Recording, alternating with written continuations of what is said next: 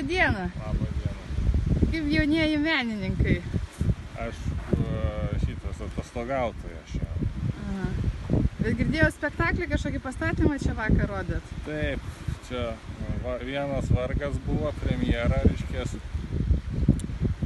vadinosi Sauliaus nukraujavimas. Grynai spektaklis toks koncepcinis buvo, reiškės. Tai va, koncepcinis, mes čia tokia dabar nauja, reiškės, bandome priartinti kultūrą prie gamtos, iš tikrųjų. Teatrą grąžinti jo ištakas.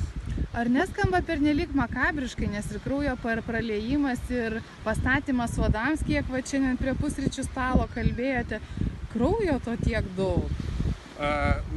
Iš tikrųjų, tai mes galvojam, kad, reiškės, tai yra maisto grandinė tokia, reiškės, kad žmogus, jis kaip ir uodas yra plėšrūnas, kuris valgo žmogų, nors toks yra mažas, iš tikrųjų, o žmogus toks didelis, reiškės, ir žmogus su savo visom tom savo gyvenimo dramom, jisai pralašia tą mažam uodui, kuris, reiškės, gyvena savo tą niekingą, zyziantį gyvenimą, reiškės, krūmuose.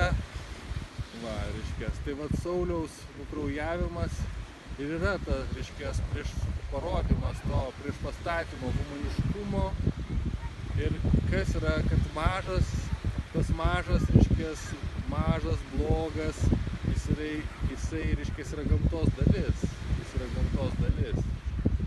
O tas didelis ir intelektualus, jis yra, pasirodo, auka.